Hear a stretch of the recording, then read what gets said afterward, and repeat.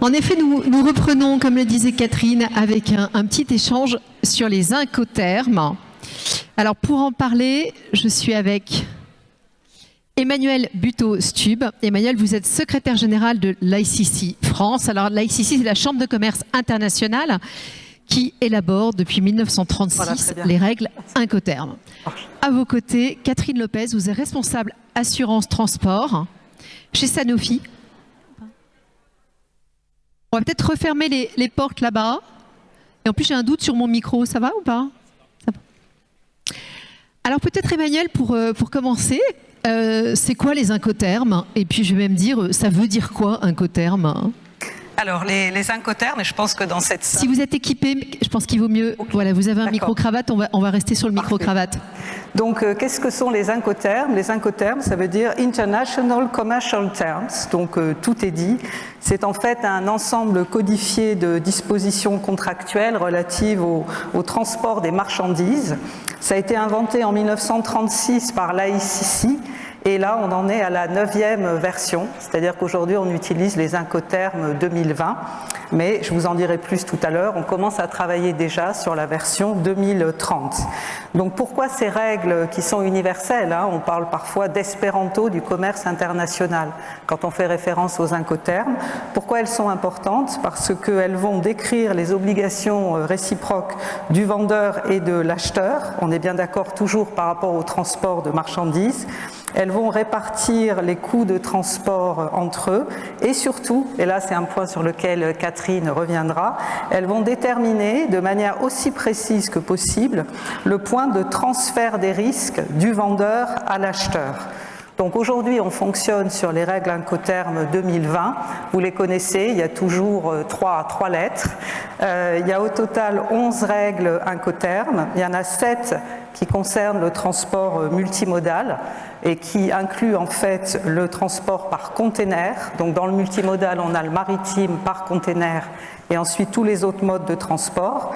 Donc là, on a ces 7 règles. Je ne vais pas y revenir en détail, mais juste citer peut-être la première et la dernière, parce qu'elles représentent en quelque sorte les extrêmes par rapport aux obligations du vendeur. Donc si on prend ex-work, on a vraiment une responsabilité la plus limitée possible finalement du vendeur qui va mettre à disposition sa marchandise dans l'usine. Tandis que si on prend DDP, là le vendeur va assumer presque tout, y compris jusqu'au paiement des droits de douane. Et donc ça, c'est les 7 incoterms pour le transport multimodal. Et ensuite, on a 4 règles incoterms, vous les connaissez aussi, qui concernent le transport maritime en vrac. Transport maritime ou fluvial en vrac. Donc là, ça va concerner plutôt le monde des commodities. Et c'est vrai qu'on pourrait se demander aujourd'hui pourquoi finalement il y a une prégnance aussi forte, y compris dans les règles incoterms, des 2 modes de transport maritime, le mode par containerisation, qui s'est largement imposé et qui est vraiment le mode principal, pour tout ce qui est bien manufacturé, et de l'autre côté, le transport en vrac. On voit que ce sont des univers, vous en savez sans doute plus que moi là-dessus, qui obéissent à des règles différentes. Donc du coup, il y a 4 règles incoterms, FAS, FOB, CFR et CIF, qui vont concerner le transport maritime. Donc aujourd'hui, il faut bien comprendre que je vous ai dit ce qu'étaient les règles incoterms, quelle était la version qu'on utilisait aujourd'hui en 2020, mais ce qui est important, c'est aussi de comprendre ce que ne sont pas les règles incoterms. Donc les règles incoterms ne vont pas régler les questions de propriété intellectuelle, ne vont pas régler les questions de taxes, ne vont pas fixer dans le détail les termes des paiements, ne vont pas prévoir par exemple de clauses de force majeure. Ça, c'est la question du contrat, et si évidemment il y a un litige, c'est seul le contrat qui fera foi.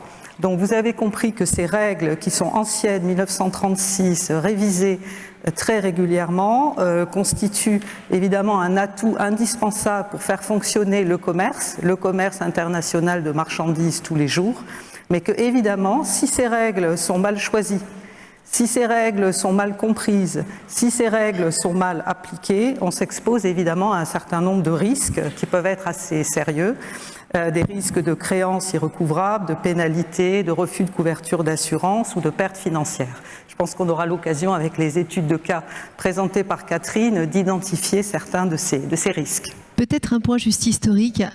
Vous avez dit que les règles datent des années 30. Aujourd'hui, on est sur les versions de 2020. Ça évolue beaucoup à chaque fois, enfin, avant de parler de la prochaine. Là, historiquement, toutes ces époques de règles.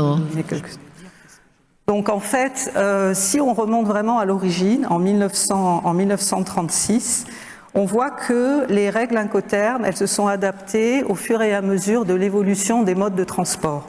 C'est-à-dire qu'en 1953, la ICC a ajouté 3 règles pour le transport non maritime. Après, il a fallu inclure le trafic aérien. Ensuite, à partir des années 80, c'est l'explosion du transport maritime par container. Donc il y a eu évidemment plus de règles adaptées à ce mode de transport. Et ensuite, Catherine pourra revenir sur en quoi les changements des règles Incoterms 2010 ont consisté et en quoi les changements des règles Incoterms 2020 ont consisté. Donc, pour répondre à votre question, je dirais qu'il y a la philosophie des règles Incoterms de la Chambre de commerce internationale, c'est de refléter les pratiques commerciales. Puisque, je vais y revenir tout à l'heure, les règles sont élaborées par les professionnels du commerce international. Ça veut dire par les chargeurs, par les assureurs, par les transporteurs, et donc elles reflètent véritablement l'état des pratiques commerciales. C'est pour ça qu'elles sont flexibles et qu'elles se sont adaptées aux évolutions du commerce international et notamment aux modes de transport et aux impératifs grandissants de sécurité notamment. Alors Catherine, justement, vous êtes l'utilisatrice, et si je mets les pieds dans le plat, c'est utile ces règles ? C'est plus qu'utile. Oui. Le choix d'un Incoterm est clé dans une opération de vente-achat où il va être déterminant entre un vendeur et un acheteur de bien convenir du lieu jusqu'où, qui paie quoi jusqu'où, en fait, dans une livraison, en termes de risque transport, assurance et produit, ce qu'on appelle le risk of loss. C'est très important parce que si, comme l'a dit Emmanuel, l'Incoterm est imprécis, et on va le voir à travers les exemples, ou mal compris ou compris différemment, ça génère des risques assez lourds qui peuvent devenir des risques en matière pénale et compromettent tout ou partie d'une activité. Voilà. Emmanuel évoquait les évolutions. Alors très concrètement, vous avez trouvé que ces règles, elles se sont améliorées au fil du temps ? Alors, avant de parler de l'amélioration, je voudrais dire que le bon choix d'un Incoterm, ce n'est pas le fruit du hasard. Ce n'est pas non plus une tradition qui se perpétue d'année en année.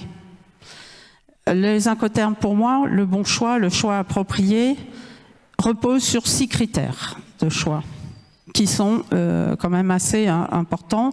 Le premier, c'est quelle est ma stratégie achat, quelle est ma stratégie vente. Est-ce que je veux prendre, quand je suis acheteur, l'ensemble des risques ou seulement une partie et les coûts associés de bout en bout, ou sur une partie et laquelle? Quand je suis vendeur, jusqu'où je veux accompagner mon produit, celui que je dois livrer à mon acheteur? Et c'est les mêmes questions qui se posent en se mettant dans le rôle du vendeur avec des intérêts divergents. C'est un premier critère clé.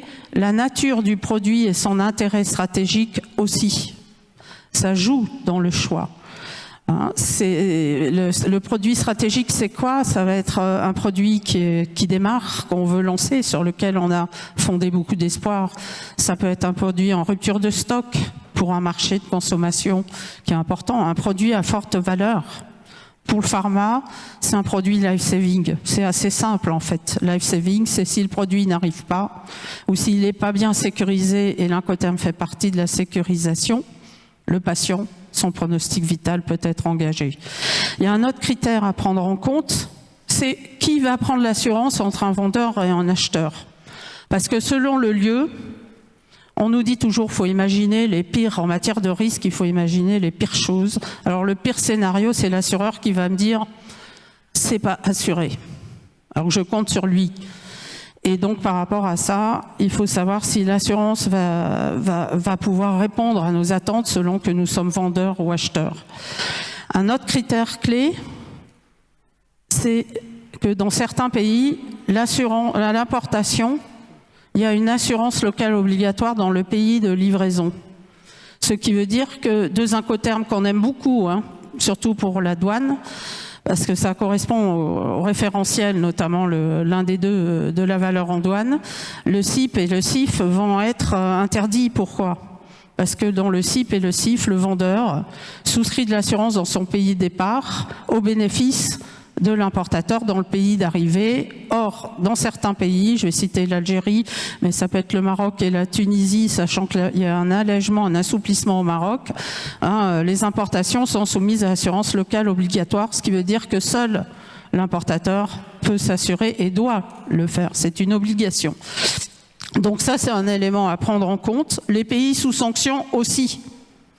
Hein, parce que dans un pays sous sanction, si on lit nos polices d'assurance, il est indiqué que nous ne pouvons pas fournir une quelconque assurance ou une quelconque indemnité d'assurance de manière directe ou indirecte à qui que ce soit localisé dans le pays sous sanction. Et dans le pharma, hein, où nous sommes tenus de livrer des patients et où nos produits sont exonérés de sanctions par nature, nous livrons les pays sous sanction, mais nous ne pouvons pas utiliser le CIP et le CIF, puisque de la même manière que dans le CIP et le CIF, vis-à-vis de pays soumis à des obligations d'assurance à l'importation, nous ne pouvons pas utiliser ces incoterms à destination de pays sous sanction, hein, pour la bonne et simple raison que ça serait fournir de l'assurance. Il y a un dernier élément, c'est les différences de garantie. Quand on travaille à l'international avec un programme international et des polices locales obligatoires, et qu'on dit bon, on va dupliquer nos garanties, on se rend compte que dans certains pays, certaines garanties, notamment pour le pharma, la temperature deviation, ça ne se couvre pas ou très peu. Donc ça, ce sont les critères qui feront que notre choix limitera les risques. Et pour en revenir à votre question sur l'évolution, il y a eu deux évolutions majeures en 2010 et 2020 au niveau des incoterms. C'est ils ont voulu simplifier, donc ils sont passés de 14 à 11 incoterms. Il y a eu notamment... et puis une deuxième évolution majeure, c'est l'assurance. Et ça, c'est un plus, à ma vue de mes yeux d'assuré. C'est-à-dire qu'auparavant, sous CIP et CIF, le vendeur n'était tenu de fournir de l'assurance à son acheteur qu'à des conditions minimum, accident caractérisé par exemple. Et aujourd'hui, c'est une assurance tout risque obligatoire. Et ça, c'est un plus majeur. Catherine, on a bien compris ces principes qui doivent diriger le choix d'un régime. J'inverse complètement l'angle d'approche. S'il y a 3 bêtises à ne pas faire avec ces incoterms. Alors, 3 bêtises, 3 erreurs à ne pas commettre en fait. Je vais vous les présenter. Le problème des erreurs, c'est notamment les plus fréquentes, c'est que le lieu de transfert des risques entre un vendeur et un acheteur, ce qu'on appelle la name place of delivery ou lieu de livraison convenu, lorsqu'il est imprécis, peut générer des pertes majeures. Et là, j'ai pris l'exemple d'une expédition en aérien. L'incoterme, c'est CIP aéroport de destination, c'est un flux Canada-Espagne. Beaucoup de contrats se réfèrent aussi, sont aussi vagues, CIP aéroport de destination. Le problème, c'est que pour le vendeur, l'aéroport de destination, c'était Madrid, et pour l'acheteur, c'était Tolède. Il y a quand même 230 km. Et donc les produits se sont retrouvés sous douane à Madrid et l'acheteur ne voulait pas venir les récupérer. Or, sous douane, quand on arrive dans un pays, on a 90 jours pour dédouaner. Au-delà de ce délai, les produits sont saisis. Donc vous voyez tous les risques que ça peut générer d'être imprécis sur le lieu de transfert du risque entre un vendeur et un acheteur. Saisi par la douane, ça peut coûter très cher, hein, parce que une marchandise comme ça va être considérée comme abandonnée, et dans certains pays, c'est un déchet, ça pollue, et c'est vraiment très sanctionné. Pour vous donner un exemple, parce que moi, je veux dire, en Chine, vous vous retrouvez en Chine et pas en France, c'est une amende minimum, quand un produit est abandonné, de 770 000 $. Hein, ça vous donne une idée. Et ça, c'est pas assurable. Une deuxième erreur à ne pas commettre, c'est de se dire, moi, je suis vendeur. Hein. Déjà, je veux bien prendre en charge le transport jusqu'à l'acheteur, mais je veux pas, en plus, m'occuper de l'assurance. Hein, donc, il fait ce qu'il veut avec l'assurance. C'est pas mon problème. Donc, ça, c'est un problème. Alors, vous avez un Incoterm CPT Arabie Saoudite par route, flux France. Le problème, c'est qu'il y a un accident de la route. L'assureur n'a pas assuré. Enfin, l'acheteur n'a pas assuré. Parce qu'en Arabie Saoudite, vous avez des assurances obligatoires, mais elles sont obligatoires que pour les flux domestiques. Là, on parle d'un flux international. Donc, il n'a pas assuré. Je m'en suis pas préoccupé. Moi, je ne connais aucun acheteur qui ne reçoit pas sa marchandise, qui est totalement détruite dans un accident ou un vol, qui va la payer. Donc, là aussi, il y a des risques. Et la troisième erreur, eh bien, c'est de penser que tout le monde, partout dans le monde, a la même vision des Incoterms.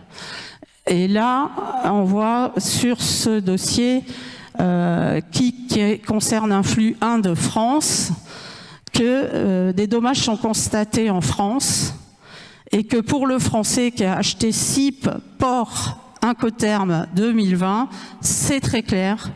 Hein. Ça veut dire que l'Indien assure jusqu'au port de destination. Mais en Inde, certains exportateurs n'ont pas la même vision. Un CIP destination, pour eux, ça n'existe pas. C'est un CIP à bord du moyen de transport. En Inde, ils ne voient pas le lieu de transfert du risque au même endroit. Donc, quand vous vous adressez à l'Indien pour faire jouer l'assurance, il vous dit non. Et quand vous vous assurez à votre assureur, il vous dit non. Il voit un CIP, il dit c'est survenu pendant le trajet maritime, c'était l'Inde. Résultat, personne ne veut payer et ça, c'est des pertes 100% à charge de l'acheteur. On voit que c'est pas simple. Est-ce que certains d'entre vous ont des questions? Profitez d'avoir deux expertes. Est-ce Incoterm? Je ne sais pas si ça se dit. On va peut-être nous mettre un peu plus de lumière pour que les hôtesses, j'ai vu qu'il y avait deux hôtesses, qui évidemment n'ont pas de micro. Je vais vous donner les micros, mesdames, ce sera plus facile. Oui, très bien, très clair. On voit bien, c'est surtout les imprécisions sur le lieu de transfert, en fait. Merci Pascal Dubois. Dites-moi, j'aurais souhaité aussi que vous puissiez parler du fait, dans le choix de l'Incoterm, de l'aspect compétitivité que ça peut représenter, à savoir évidemment la maîtrise de la couverture que vous soignez par vous-même, et y compris jusqu'au prix de vente que vous dominez. Donc, est-ce que vous pourriez nous en toucher quelques mots? Merci. Oui, donc en fait, le bon choix d'un Incoterm, ça va sécuriser le revenu, la vente, dans l'hypothèse d'un incident en cours de livraison, de la survenance d'un incident en cours de livraison. C'est-à-dire que le produit arrive ou pas, quand je suis vendeur, je suis assuré. Hein, le raisonnement est un peu différent, et pour l'acheteur, que le produit arrive ou pas, il y a aussi cette même idée. Je vais être assuré, donc je ne vais pas enregistrer, ça ne va pas coûter dans mon PNL. Aujourd'hui, on fonctionne order to cash. Donc ça veut dire que dès qu'il y a une perte, si elle n'est pas assurée, clairement, c'est une perte sèche. Donc ça sécurise le revenu. Ça ne vous permet pas de baisser votre prix de vente, mais ça sécurise votre chiffre d'affaires. Exactement. En sécurisant le revenu, on sécurise le chiffre d'affaires. Est-ce qu'il y a une autre question? Là-bas. Il y a une question tout là-bas, pardon. Oui. Oui, ma question c'est Lucien et beaucoup. Je veux savoir exactement s'il y a une relation entre l'expertise qui doit être faite et les Incoterms. Pour mieux dire, est-ce que les assureurs transport attendent quelque chose de particulier des experts lors de leur mission par rapport au choix ou bien par rapport aux Incoterms? Tout à fait.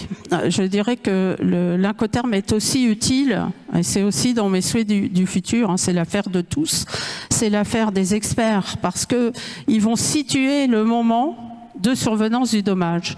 Et en situant ce moment-là, ça donnera pour information à l'assureur du vendeur ou de l'acheteur s'il est en risque et doit sa garantie ou pas.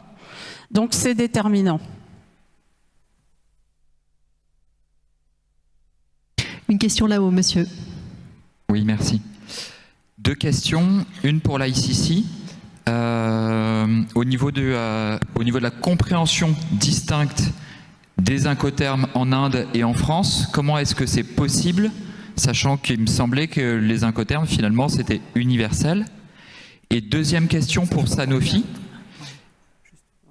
J'ai compris avec vos questions de sanctions et d'assurance locale que finalement vous avez été confronté à un cas de figure où vous avez vendu SIP, mais votre destinataire n'a pas été en mesure d'être indemnisé parce qu'il y avait une obligation d'assurance locale. On va clarifier peut-être. Emmanuel, sur la première partie. Sur la première partie, en fait, je vais y venir tout à l'heure sur la méthode et l'agenda de la révision des règles Incoterm 2030, en fait.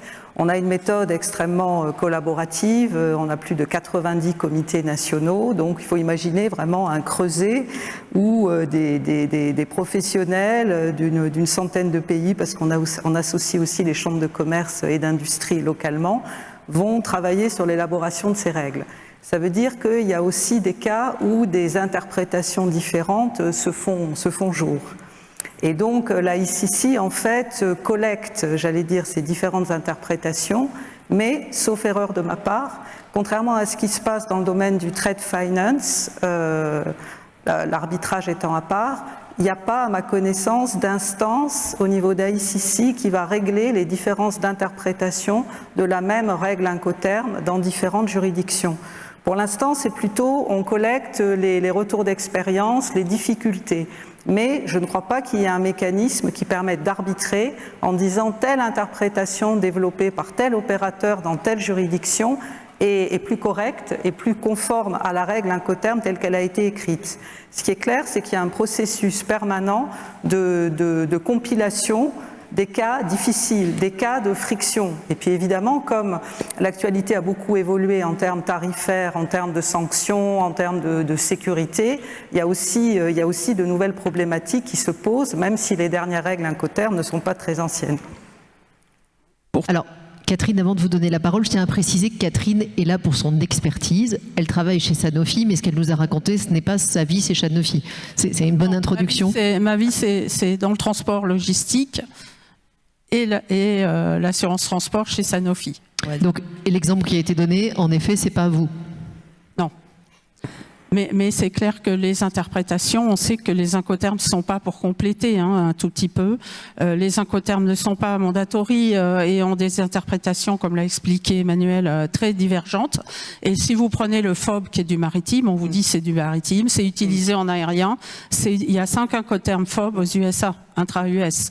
Donc le cas de l'Inde, c'est un cas que j'ai pris pour pas utiliser un cas plus connu que le FOB, mais pour montrer l'importance à être très vigilant sur le fait qu'on a la même vision d'un endroit à un autre. Sur le fait qu'on a livré SIP et SIF à destination d'un pays sanction, ça n'est jamais arrivé. Parce qu'avant même d'être chez Sanofi, j'étais chez Marche, on m'a confié Sanofi et je ne dormais pas quand j'ai compris qu'un pays sous sanction, on ne pouvait pas fournir du SIP et du SIF, alors que les consignes chez Sanofi, c'était « allons-y, prenons SIP et SIF partout ». Et donc je suis intervenue déjà de mon côté courtier, pour qu'il y ait des verrous qui soient mis en place. Et après, une fois que je suis passé Sanofi, à ce moment-là, je me suis rapproché des gens pour interdire cet usage. Et chance, ça n'est jamais arrivé. Est-ce qu'il y a une dernière question peut-être du côté de l'amphithéâtre, du petit amphithéâtre? J'ai vu qu'il y avait pas mal de monde. On peut peut-être leur demander s'ils ont une question. Un gros plan sur monsieur, pas de question non plus. Alors j'ai vu qu'il y avait une dernière question là, pardon, Mathieu. Oui, peut-être plus qu'une question, une remarque avec le point de vue du courtier au risque de vous surprendre. Le point de vue du courtier, me semble-t-il, c'est vraiment d'inciter tous les collaborateurs dans les cabinets de courtage à bien connaître les incoterms. C'est absolument essentiel et je pense que c'est pas suffisamment travaillé pour une raison toute simple. D'abord parce que si vous ne connaissez pas l'incoterm du client ou du prospect que vous avez en face de vous, vous risquez de passer beaucoup de temps à lui vendre de l'assurance alors qu'il n'a pas l'obligation de s'assurer. Et à contrario, votre devoir de conseil doit vous amener à, comme le disait Catherine tout à l'heure très judicieusement, à recommander à votre client qu'il soit acheteur ou qu'il soit vendeur, de conserver le plus longtemps possible la charge de l'assurance ou de prendre la charge de l'assurance et donc de le guider, de le conseiller pour cela, de manière à éviter tous les écueils qui ont été très très bien démontrés ici et mis en valeur. Quand vous maîtrisez l'assurance, vous devez maîtriser les incoterms. C'est avec les incoterms que vous pouvez ensuite vendre une couverture d'assurance appropriée. Peut-être, on a évoqué tout à l'heure les évolutions. Alors Catherine, très concrètement, qu'est-ce qui vous ferait rêver ? Moi, ce qui me ferait rêver, et c'est un souhait que j'exprime, je dirais, auprès de l'ICC et d'Emmanuel, c'est que de la même manière que les incoterms ont eu le mérite d'ajouter des notes explicatives pour faciliter un bon usage, pour moi, c'est que la notion de risque et assurance à partir des 6 critères de choix que j'ai montrés soit un ajout des incoterms 2030, c'est mon rêve. C'est un de mes rêves. Le deuxième, ça rejoint ce que disait Mathieu, c'est que vraiment, pour moi, l'incoterm, c'est l'affaire de tous ceux qui sont impliqués dans une livraison. Donc effectivement, de l'assureur, du courtier, de l'expert, des assurés, et tout le monde a s'approprier les incoterms, les connaître. Nous, on forme tout le monde partout dans le monde, tous nos acheteurs, tous nos vendeurs. Je suis leader incoterm. Eh bien, ça, c'est à nous de tous travailler là-dessus, parce qu'il faut savoir jongler avec les incoterms. Alors Emmanuel, je sais que vous ne pouvez pas dire oui à tout de suite, mais qu'est-ce que vous pouvez peut-être nous dire en termes de calendrier sur cette évolution ? Donc en fait, on va rentrer dans le vif du sujet, c'est-à-dire que chaque comité national de l'ICC va recevoir avant la fin du mois de juillet un questionnaire assez exhaustif sur le fonctionnement des 11 règles actuelles. Qu'est-ce qui marche bien, qu'est-ce qui pourrait être amélioré, est-ce qu'il y a des idées de fusion, de suppression, d'ajout de nouvelles règles. On doit rendre notre position consolidée au niveau d'ICC France fin septembre, donc on va mettre en place un groupe de travail avec différents membres de nos commissions, parce qu'il faut croiser les expertises. On aura des membres de la commission bancaire, parce qu'il y a évidemment un lien avec le trade finance et le crédit documentaire. On aura la commission droit et pratique du commerce international. On aura aussi la commission douanière. Donc il y a quelques membres dans la salle, dont France Assurance. Donc évidemment, on va commencer ce travail. Ça va se consolider ensuite tout au long de l'année prochaine, où il va y avoir des itérations successives. C'est une grosse machine de concertation à l'échelle internationale, avec ensuite un texte qui sera un peu plus abouti en 2028, qui sera approuvé par l'executive board d'ICC Monde sans doute fin 2028. Après, il y aura une période d'embargo et puis évidemment de traduction dans toutes les langues, et avec un lancement public sans doute comme on l'avait fait pour les règles Incoterm 2020. On les avait lancées 1er septembre, octobre 2019. Donc là, on serait sans doute sur ce calendrier, septembre-octobre 2029. Donc, quelles sont les questions un peu dans l'air du temps? Alors d'abord, il y a une question sur le rôle de l'IA. Parce que déjà, la ICC avait élaboré, je n'ai pas pu les projeter parce que c'était assez compliqué, mais des arbres de décision sur le choix de la règle Incoterm quand on est vendeur ou quand on est acheteur, par rapport à la répartition des risques et des coûts détaillés par Catherine. Donc il est clair que pour la ICC, il y a la question du rôle de l'IA. Est-ce qu'on peut imaginer un agent IA à ICC? Il est en construction, à vrai dire. Qui va pouvoir guider les différents opérateurs du commerce international, sur la bonne application des règles à ICC. Est-ce que du coup la matérialité, comment vont se présenter les règles Incoterm? Il y aura une publication papier, oui peut-être, il y aura un e-book, mais est-ce qu'en réalité ça ne sera pas sous forme d'agent IA, sous forme d'abonnement? Ça commence à être une demande d'un certain nombre de banques et de corporates de pouvoir intégrer ce peut-être futur agent IA à ICC dans leur système interne pour favoriser le travail.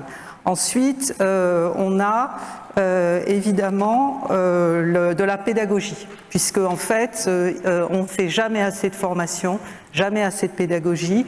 Nous, on le constate dans les formations d'ICC France Conseil, il y a toujours des erreurs, il y a toujours des malentendus, et ça peut coûter très cher. Et je dirais que même, les PME sont parfois moins bien équipées, elles font parfois confiance à des consultants extérieurs, mais au bout du bout, c'est elles qui demeurent responsables. Donc on a vu qu'il y avait déjà eu dans les Incoterms 2020 des progrès avec une introduction très détaillée des notes explicatives. Donc sans aucun doute, cette demande de pédagogie, elle sera encore plus forte. Ensuite, on a la question, il y a eu une note ICC qui date de 2024, j'imagine que vous la connaissez, qui a un nom intéressant qui s'appelle « L'importance du choix de la règle Incoterm dans un contexte de volatilité tarifaire », puisque le moins qu'on puisse dire, c'est que depuis l'arrivée de Donald Trump pour un second mandat, on vit dans une période tarifaire extrêmement volatile, où du jour au lendemain, les droits peuvent être augmentés, puis suspendus, puis la base juridique invalidée, puis remis, etc. Donc, comment s'adapter ? Et là, il y avait évidemment un développement sur la règle DDP, qui est la seule règle où le vendeur, en fait, prend la responsabilité du paiement des droits de douane. Donc, évidemment, dans le contexte actuel, c'est un risque qu'il ne faut pas négliger. Le sujet assurance et Incoterm, je suis très sensible à ce que dit Catherine, parce que, comme l'insécurité du transport maritime augmente, elle a augmenté du fait de la piraterie, mais là, avec le détroit d'Ormuz, on a une sorte de laboratoire de l'exacerbation du risque de guerre dans le transport maritime et de l'ensemble de ses conséquences. Il est clair que les sujets assurantiels vont devenir plus prégnants. Ensuite, il y a évidemment une domination très forte du transport de marchandises par container. Donc, il y a eu aussi une note de la ICC pour valoriser les règles FCA et CPI. Et ensuite, il y a une analyse de la jurisprudence qui est en cours. Donc ça, c'est intéressant. Il y a des décisions, des jugements des cours en Autriche, en Chine, en Espagne, aux États-Unis, en Italie, en Finlande, et même un arrêt de la Cour de justice européenne qui, à un moment ou à un autre, ont impliqué le choix de la règle Incoterm comme fixant de manière précise le lieu de livraison ou de transfert du risque et donc déterminant la juridiction. Donc là, on a un gros travail de consolidation de jurisprudence et je termine. Comme je l'ai dit, l'ICC s'est toujours adopté au mode de transport. On a vu les transports maritimes, containers, etc. Et maintenant, il commence à y avoir des réflexions, pour l'instant très embryonnaires, mais sur les drones, puisqu'on connaît les drones évidemment dans la distribution plutôt des particuliers, mais comme vous le savez, certains ports sont en voie d'automatisation à peu près complète. Et donc, il y a un comité national, au moins, dont je tairai le nom, mais qui a lancé une réflexion tout à fait intéressante sur les drones, les Unnamed Aerial Vehicles, donc qui posent des questions de sécurité, d'assurance, de cybersécurité. Donc voilà à peu près les quelques... Ce coup-ci, ça pourrait pas mal changer, en fait, c'est ça que vous nous dites. Ça n'a pas tellement changé ces dernières années, mais là, c'est un peu la révolution. Peut-être. Si on doit conclure en un mot, quel est le message qu'on doit retenir, Catherine ? Bien, il est important d'être tous férus en Incoterm pour avoir des Incoterms à portée de main et sécuriser les livraisons et l'assurance des flux. Qu'il faut retenir, Emmanuel ? Eh bien, les gouvernements, les décideurs publics font beaucoup de bêtises aujourd'hui dans le commerce international, je l'ai cité. Heureusement, le secteur privé global, ICC, ça marche. Donc nous, on continue à encadrer des millions et des millions de transactions chaque jour grâce aux Incoterms, grâce à la dématérialisation des certificats d'origine, 9 millions vendus en 2025, grâce au e-carnet ATA, 214 000 commercialisés en 2025, grâce à la résolution des litiges. Je crois que les assureurs en transport maritime, vous avez des instances dédiées d'arbitrage, mais évidemment, vous savez que l'ICC, c'est la première institution mondiale d'arbitrage, à peu près 900 affaires par an, pour un montant cumulé de litiges de 200 milliards de dollars. On a aussi les contrats modèles et les clauses types. Donc le secteur privé, ça marche. Bravo à toutes les deux, bravo au secteur privé. Et merci.